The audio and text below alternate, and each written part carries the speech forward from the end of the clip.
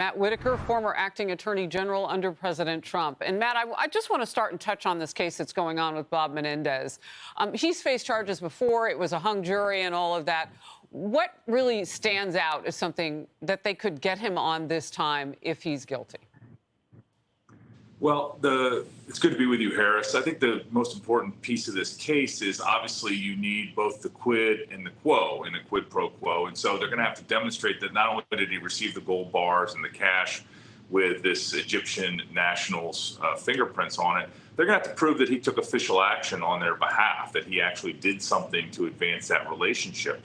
And that's going to be the hardest thing because as I've read this indictment, obviously he's the chair of the Senate Foreign Relations Committee, a very powerful person and that sets and helps set U.S. foreign policy. But that's going to be the key, is to prove that he took official action in return for those gifts. Just real quickly, what kind of relationship would we need with Egyptian officials for their help? Or would that even play a role with this man's fingerprints that are on the gold bars or the cash or whatever it was, the Egyptian official?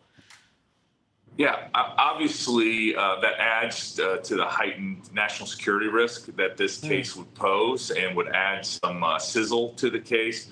But ultimately, it just needs to be the bribe in advancing the official action. And, he beat the last case with a hung jury, trying to demonstrate that he received money from a friend and it was part of that relationship. And at least one juror believed that, and the Department of Justice decided not to refile that case. And so I have a feeling, based on his recent press conference and his posture in this case, that he's going to try that same strategy.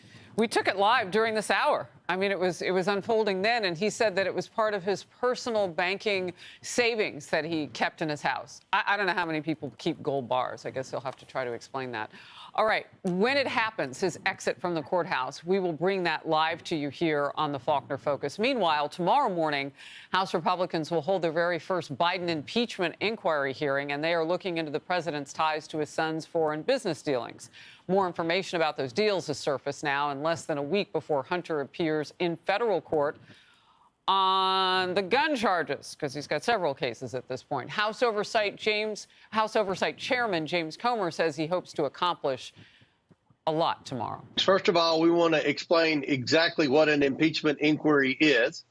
And secondly, we want to go over all the evidence that we've accumulated thus far. Our friends in the mainstream media are trying to create a false narrative that there's no evidence of wrongdoing by Joe Biden, and that's simply not the case. This investigation isn't about the president's son. This is about Joe Biden, and that's what we hope to get across to the American people. And Chairman Comer also has revealed Beijing bank wires to Hunter Biden's totaling $250,000 back in 2019. The beneficiary address for all of that cash? His dad's personal house. Plus, emails from Hunter's laptop suggesting that Vice President Joe Biden back then may have used his influence to help his son expand his business interests into Mexico by meeting with key figures, including Carlos Slim on the left in that photo. You see him there. He was once the world's richest man. I mean, more and more coming out because they're following the money, Matt. Yeah, and this is, I think, critical to where this case is going to go. The magic number in an impeachment is 218. They're going to have to convince 218 House members to vote for an impeachment ultimately.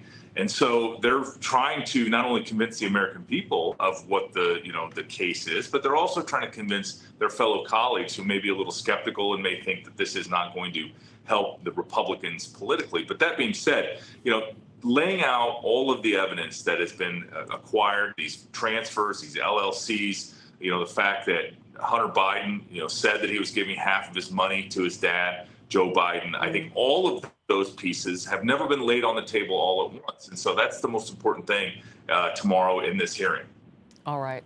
Matt Whitaker, thank you so very much for being in focus. Good to see you. Good to see you, her. Thank you.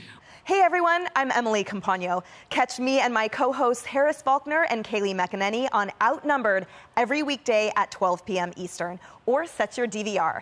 Also, don't forget to subscribe to the Fox News YouTube page for daily highlights.